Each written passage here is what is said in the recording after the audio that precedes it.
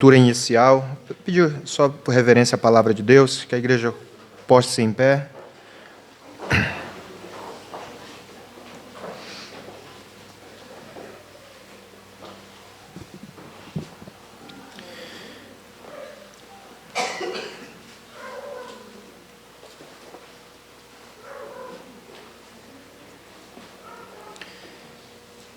Primeiro João, nós vamos ler apenas o verso 9 e depois nós vamos lá no Evangelho de Lucas. Só o verso 9, tá? O verso 9, irmãos, nos diz assim: se confessarmos os nossos pecados, Ele é fiel e justo para perdoar os nossos pecados e nos purificar de toda injustiça. Amém? Então nós vamos ler Lucas, capítulo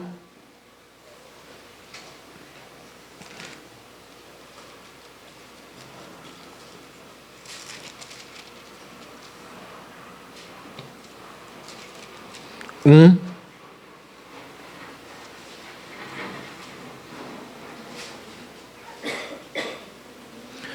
verso 46 e o 47. A palavra de Deus nos diz assim: então disse Maria: a minha alma engrandece ao Senhor, e o meu espírito se alegrou em Deus, meu Salvador. Amém?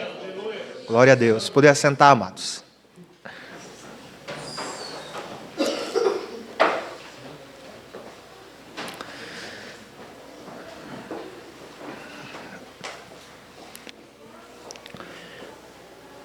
E, como os irmãos sabem, o mês de agosto, o tema do mês em geral é conhecendo a fé cristã.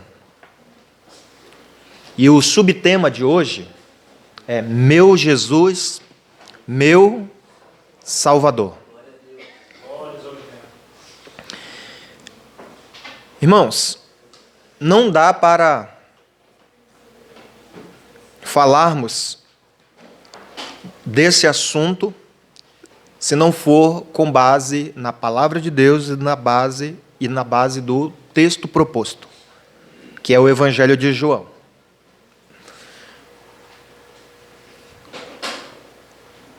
O texto de Lucas, ele propõe justamente o tema meu Salvador. Tá? Por isso que eu li o texto. Mas nós vamos abordar especificamente esse tema na fala do evangelista João, ou do apóstolo João. E o apóstolo João, ele se identifica muito conosco, comigo e com você. Por quê? Porque esse apóstolo, ele escreve lá na carta, ou melhor, no livro do Apocalipse, que ele é companheiro da igreja na tribulação e na paciência. Ou seja, a igreja do Senhor, ela tem problemas diversos, mas ela é uma igreja paciente. Ele escreve lá na carta de Apocalipse que a situação que ele está vivendo é por causa da fé em Jesus, por causa da palavra, tá? E quais são os maiores dilemas que a igreja enfrenta, tá? Os maiores dilemas, irmãos, que a igreja enfrenta é por causa da palavra, por causa da fidelidade em Jesus, tá? Então, o tema proposto nesta manhã, vou repeti-lo: meu Jesus, meu Salvador. Né? E aí, eu quero abordar o seguinte pensamento: o que fazer com uma igreja que conhece Jesus. O que fazer com uma igreja que tem líderes inteligentes, líderes na unção do Espírito Santo, tá? O que fazer com uma igreja que conhece a doutrina, que zela pela doutrina, mas que ao mesmo tempo que ela tem doutrina, que ela tem líderes, que ela é zelosa pela fé em Jesus, ela também faz uma inter-relação com o sistema do mundo. Ou seja, ela tem um pé em Jesus, um pé no mundo. O que fazer com uma igreja, novamente, que foi alcançada pelo Evangelho, que conhece Jesus, que tem doutrina, que tem líderes inteligentíssimos pelo Espírito Santo, que zela pela doutrina, mas também que tem uma inter-relação com o mundo. O que fazer com esta igreja? Esta característica é uma característica da igreja de Éfeso. Essa característica é o que o Espírito Santo falou na mente do apóstolo João, e o apóstolo João identificou essa característica na igreja. E essa característica da igreja de Éfeso é justamente uma característica de um entendimento raso da palavra de Deus. Apesar dela ser zelosa, apesar dela ter líderes importantes, apesar dela ter zelo, mas ela ainda tem um pensamento raso. Por quê? Porque ela tem uma inter-relação com o mundo, mas ela diz assim, nós não temos pecados. Ela não se considera uma igreja pecadora. Ela não se considera uma igreja que tem defeitos. E toda vez que algum de nós, ou a igreja, entende que ela não tem defeitos, ela não está enxergando si próprio. E aí, essa característica da igreja de Éfeso, o Espírito Santo deu a João, e aí nós vamos ver esta característica nos primeiros versos da primeira carta de João, até o verso 9. E aí nós vamos ver que ele está abordando que essa igreja, com todas essas características, ela perdeu a sua vida de consagração a Deus. Ela perdeu a sua vida de santificação a Deus. Ela está deixando de conhecer a fé cristã. E uma das doutrinas da fé cristã chama-se santificação. E aí, ele vai concluir no verso 9 a questão da confissão. Se confessarmos os nossos pecados, Ele é fiel e justo para nos perdoar de todos os pecados e nos purificar de toda injustiça. Ou seja, o Espírito Santo já está dizendo para a igreja, tem algumas coisas que estão acontecendo e que precisa de confessar. E se você confessar, nós temos meu Jesus, meu Salvador, nosso Jesus, nosso Salvador. E é por isso que ele vai escrever no restante das suas cartas, principalmente lá no capítulo 3 de 1 João. Se confessarmos os nossos pecados, ele é fiel e justo. Ele é o nosso advogado. Então, o apóstolo João identifica isso na igreja, identificou esse problema, a perda de uma vida consagrada. Então, ele viu que alguns crentes da igreja se conformaram com o sistema do mundo. Ele percebeu. O apóstolo João percebeu que esses que se conformaram com os sistemas do mundo não se mantiveram mais firmes em Cristo Jesus. Além deles não se mantiverem firmes em Cristo Jesus, eles já não sabiam mais identificar o que era certo e o que era errado. Logo, eles viviam um pouquinho da verdade, mas também viviam um pouquinho do engano. Então, a situação da igreja era crítica, irmãos. Era crítica a situação da igreja. Aí, nós temos que fazer uma pergunta. Qual é a didática que o Espírito Santo usa para o apóstolo João trabalhar com a igreja? E aí ele começa a didática. O que era desde o princípio, o que temos ouvido e o que temos visto com os nossos próprios olhos, nós o contemplamos e as nossas mãos apalparam o verbo da vida. Glória a Deus. A didática que o Espírito Santo usa, irmãos, chama-se relembrar a história.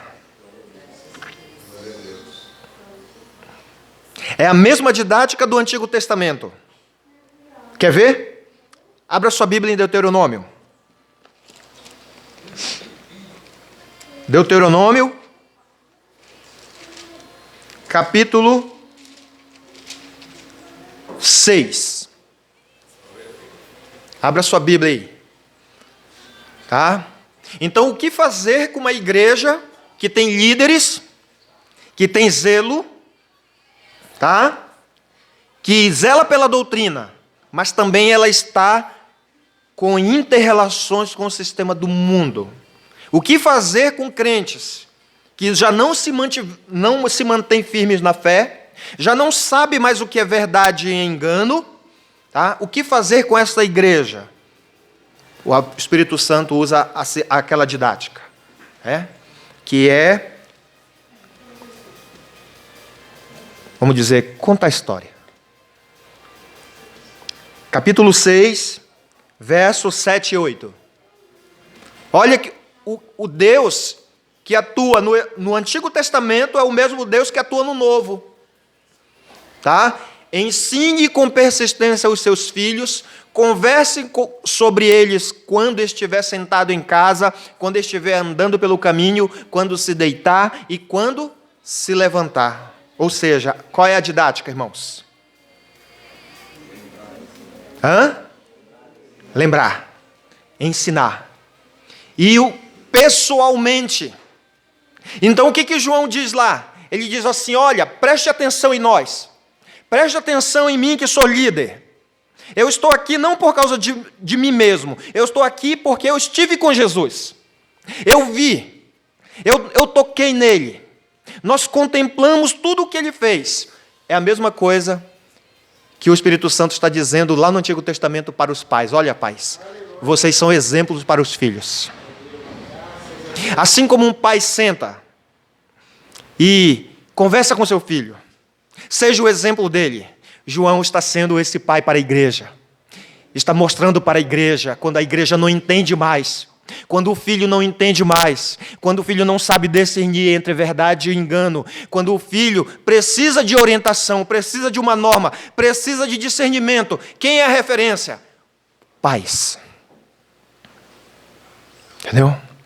E nesse caso aqui, de João, falando para a igreja de Éfeso, o Espírito Santo coloca ele como uma referência de um pai que vai direcionar a igreja, que vai caminhar a igreja, glória a Deus, aleluia. Bendito seja o nome do Senhor Jesus. Abra sua Bíblia ainda, em Josué capítulo 4.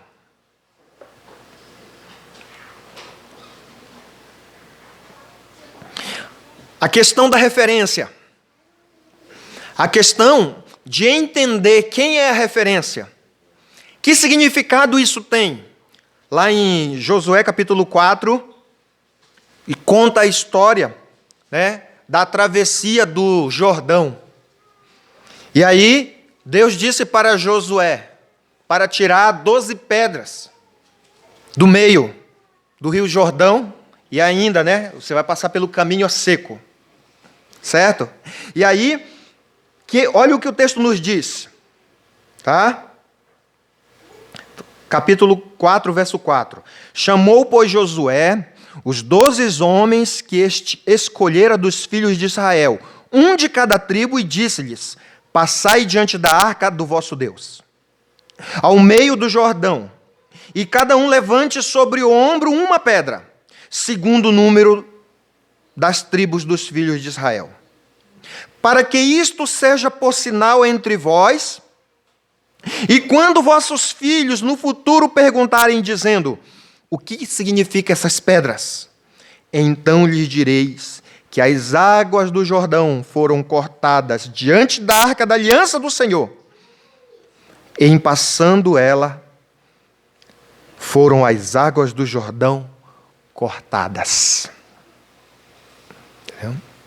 Então o Espírito Santo, mais uma vez, usa as pedras do Rio Jordão como uma referência, como testemunho do milagre. Quero abordar mais um texto com os irmãos. Abra sua Bíblia em Isaías, capítulo 64.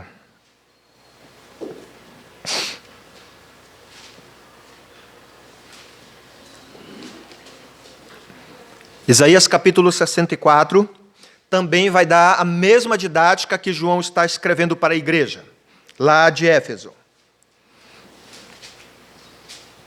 64, verso 4 diz assim: porque desde a antiguidade não se ouviu, nem com os ouvidos se percebeu, nem com os olhos se viu, Deus, além de ti, que trabalha para aquele que nele espera.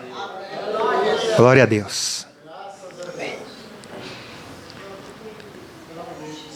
Jesus, meu Salvador, ele precisa ser a referência da igreja. Ele precisa ser a referência de cada pai. Ele precisa ser a referência de cada família. E como essa referência pode ser seguida? Tem que sentar e tem que transmitir. É isso que João está dizendo. Igreja, senta aqui um pouquinho. Eu estive com Jesus. Eu vi. As minhas mãos apalparam. E Jesus, em determinado momento que estava com os discípulos, disse para eles: vocês são bem-aventurados porque vocês viram, né, e tocaram. Mas mais bem-aventurado, mais felizes são aqueles que não viram, não tocaram, mas creram. Glória a Deus. Bendito seja o nome do Senhor. E esta igreja de Éfeso, que tinha líderes, a Bíblia diz que Paulo passou 3 anos nessa igreja ensinando. A Bíblia diz que Apolo ficou naquela igreja, Áquila ficou naquela igreja, Timóteo foi pastor daquela igreja. Líderes importantíssimos, irmãos. A Bíblia diz que Apolo era homem versado nas Escrituras. Quem dera que pudesse chegar um pouquinho na altura de Apolo, no conhecimento da palavra. Entendeu? A Bíblia nos diz que o Espírito Santo, que perscruta todas as coisas e sonda o coração, ele sabe qual é o desejo da mente, tá? Viu que aquela igreja era uma igreja zelosa, era uma igreja doutrinária, que tinha líderes importantes, mas ele percebeu, o Espírito Santo percebeu o estado dela no futuro. E eu quero que vocês acompanhem. Atos, capítulo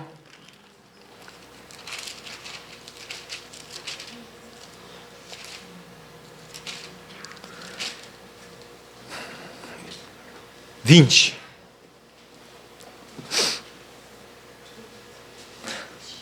Atos, capítulo 20, verso 17. Como a gente tem que encurtar aqui, irmãos. Tá? Então eu quero que vocês entendam aqui, ó, o que o Espírito Santo vai dizer para essa igreja. Paulo, ele é o fundador dessa igreja. Depois ele deixa Timóteo. Depois Apolo. E o último pastor dessa igreja vai ser justamente João.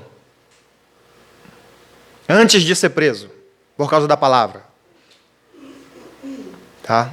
O Espírito Santo está usando João para dizer a situação daquela igreja, só que antes dela chegar nisso, o apóstolo Paulo, pelo Espírito Santo, estava numa cidadezinha chamada Mileto.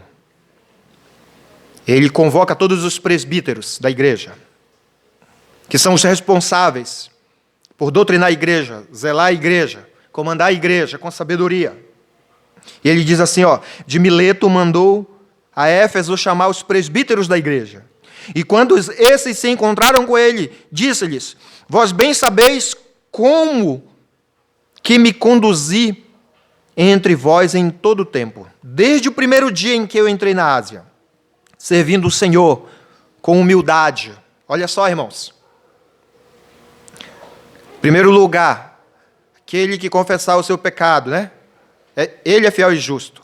A igreja de Éfeso tinha chegado a um estado que ela não tinha mais humildade. Conhecendo as doutrinas cristãs. Meu Jesus, meu Salvador. Meu Jesus me salvou para tirar toda a arrogância. Me fazer um servo humilde assim como ele foi. Amém, irmãos? Então vamos lá, com toda humildade. Lágrimas e provações pelas ciladas dos judeus que me sobrevieram. Jamais deixando de vos anunciar coisa proveitosa, de vou-lo ensinar publicamente e também de casa em casa. Está aí, irmãos, mais uma referência para aquela questão de paz, sentar, ser referência, conversar, tá? Testificando tanto a judeus como a gregos, arrependimento para com Deus e a fé de nosso Senhor Jesus Cristo. Então, quem diz que não precisa de arrependimento, ele carrega uma soberba. E agora, constrangido em meu espírito, vou para Jerusalém, não sabendo que ali me acontecerá. Senão que o Espírito Santo, de cidade em cidade, me assegura que me esperam cadeias e tribulações. Vejam, que ser crente não é fácil. Tá? Tem perseguições por causa do sistema. Porém, em nada considero a minha vida preciosa para mim mesmo. Jesus disse lá nos evangelhos, principalmente em Mateus, que aquele que quiser salvar a sua vida, perdê-la-á. E quando a igreja faz inter-relações com o sistema do mundo, elas se corrompem. Ela quer salvar a sua vida. O destino é perder. Precisa de arrependimento. Precisa de confissão. Precisa se voltar para a palavra de Deus. Glória a Deus. Em nada considero a minha vida preciosa para mim mesmo, contanto que complete a minha carreira e o ministério que recebi de Jesus, para testemunhar do Evangelho da graça de Deus.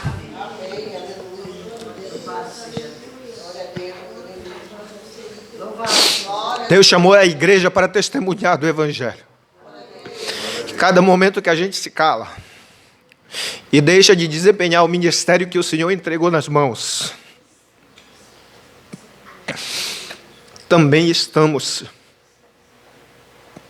deixando de cumprir a missão que estudamos hoje na palavra de Deus. O Espírito Santo é com a igreja.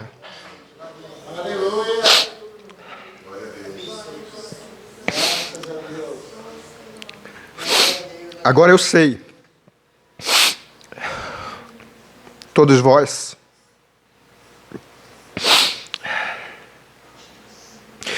em cujo meio passei pregando no reino, não vereis mais o meu rosto. Portanto, eu vos protesto nos dias de hoje, que estou limpo do sangue de todos vós, porque jamais deixei de vos anunciar todo o desígnio de Deus.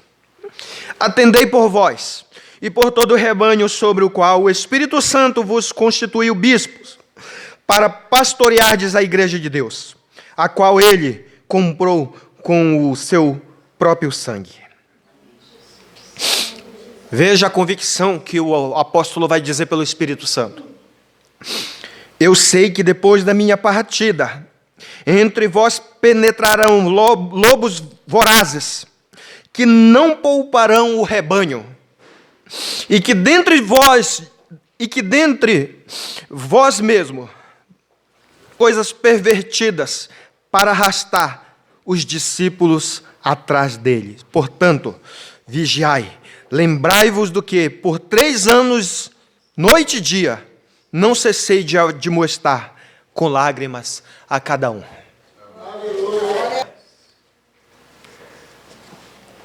E aí, João está velhinho. Cada dia que passa a palavra de Deus me convence, né? Que a minha aposentadoria não é aos 57 não, irmãos. Eu falei para os irmãos que aos 57 quero me aposentar, não quero mais trabalhar. Entendeu? João está velhinho. Esse é o João do qual o Jesus disse, se eu quiser que ele viva, disse para Pedro. Esse é o João do presbitério, da igreja, que a igreja tem coisas que precisam ser discutidas, doutrinas que precisam ser discutidas. João, ele vê o seu irmão, Tiago, ser morto, presenciou. Esse é o João que sai da igreja e agora não está mais em Jerusalém, está em Éfeso, cuidando da igreja do Senhor. Ou seja, irmãos, aonde estivermos, temos que cuidar da igreja do Senhor Jesus. Glória a Deus, bendito seja o nome do Senhor. Então João ele apresenta soluções para a igreja. João apresenta solução para aquela igreja que diz assim: se confessarmos os nossos pecados, Ele é fiel e justo para nos perdoar de todos, perdoar os pecados e nos purificar de toda injustiça. Aquela igreja dizia que estava com Jesus, dizia que zelava pela doutrina, dizia que respeitava a sua liderança, mas ele diz assim, vocês não mantêm mais comunhão. E nós nos reunimos aqui nesta manhã só por causa da comunhão em Cristo Jesus, o Senhor. As famílias não haviam mais comunhão, não havia mais cumplicidade. Entendeu? E ele está dizendo assim, é impossível você falar que tem comunhão com Deus e não tem comunhão mais com o próximo. Ele diz, se não tem comunhão com o próximo, não tem comunhão com Deus. Se não tem comunhão nem com Deus, nem com o próximo, é pecado. O inimigo está fazendo você errar o alvo. O inimigo está fazendo você ser individualista. Você luta por você mesmo. Você não luta mais por você e pelo próximo. Você está com síndrome de Caim.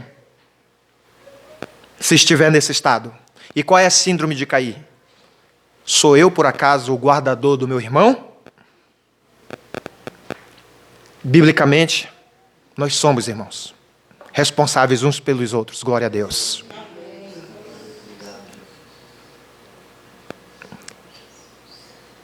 Ele diz, ora, a mensagem da parte dele temos ouvido e vos anunciamos é esta, que Deus é luz e nele não há nenhuma trevas. Sabe o que aquela igreja tinha chegado à conclusão? Não. Deus não se importa mais com a minha comunhão, não. A igreja estava chegando nesse estado, irmão.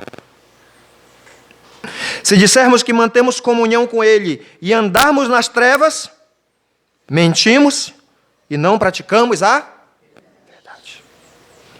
Entendeu? Ou seja, estava na igreja, mas não tinham práticas do reino da luz. Então, o que ela estava fazendo, aquela igreja? Estava andando nas trevas. E o Senhor, que é luz, não quer que a sua igreja ande nas trevas. Glória a Deus. Bendito seja o nome do Senhor. Se, porém, andarmos na luz como Ele está na luz, mantemos comunhão uns com os outros. Olha só, irmãos. Então, se nós fazemos a nossa devocional, que é buscar o reino de Deus em primeiro lugar, não é vir para a igreja não, viu, irmãos? Buscar em primeiro lugar o reino de Deus, ou seja, o governo de Deus na nossa vida. Nós mantemos comunhão com Ele. E se nós mantemos comunhão com Ele, então esse Deus que testifica para os outros através de nós, não foi isso que nós estudamos, professor Jacó? Não é? Então nós mantemos comunhão uns com os outros. Glórias a Deus. Bendito seja o nome do Senhor. Então nós mantemos comunhão uns com os outros. Então é assim, por Jesus, irmãos, nós estamos juntos. Por esse Jesus que é o meu Salvador, eu mortifico a minha carne e nós estamos juntos.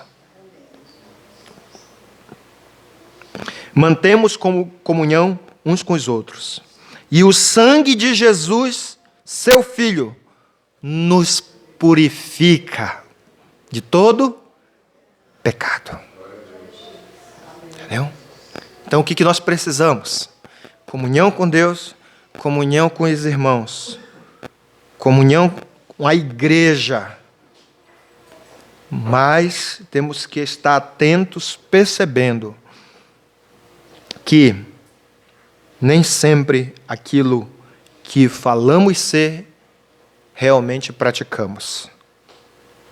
Meu Jesus, meu Salvador, precisa ser de verdade e de fato na vida da igreja. Amém. Na nossa vida. Como nós vemos isso? Quando nós mantemos cumplicidade uns com os outros. Glória a Deus. Bendito seja o nome do Senhor Jesus. Peço à igreja postar-se em pé, quero chamar o pastor Félix.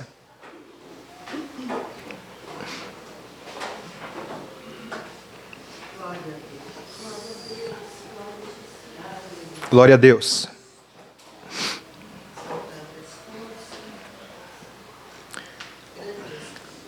Veja, irmãos, abra sua Bíblia, no verso 4.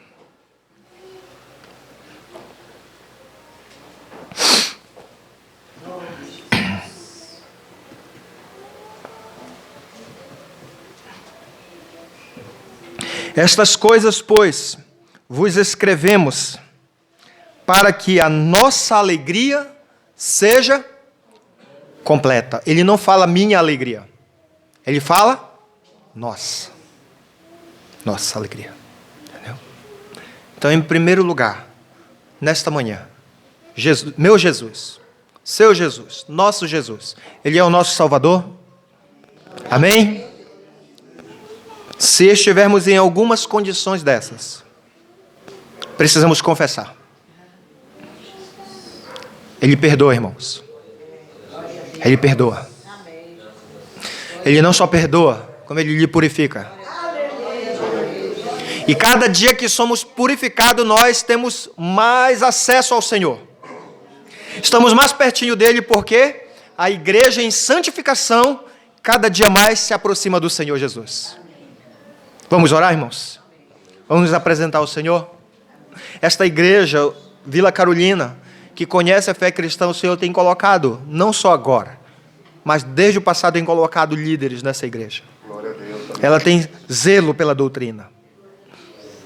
Mas acima disso aí, irmãos, Ele quer que seja no passado, quer seja no presente ou lá no futuro, a igreja esteja em comunhão. Comunhão na família. Comunhão com os cônjuges, entre pais e filhos, entre irmãos, comunhão entre lideranças da igreja. Porque se não tivermos, nós estamos tendo inter-relações com o mundo. Ou seja, cada um cuida do seu. E eu sempre digo que lá no céu ninguém vai entrar primeiro, vai? Vai entrar todo mundo juntos. Se tiver alguma síndrome de Caim, meu primeiro, olhar para o nosso umbigo primeiro, para o nosso bem-estar primeiro. Nesta manhã, o meu Jesus, o meu Salvador, o nosso Jesus, o nosso Salvador, Ele é fiel para nos perdoar, para te perdoar. Amado Deus, oh Deus amado,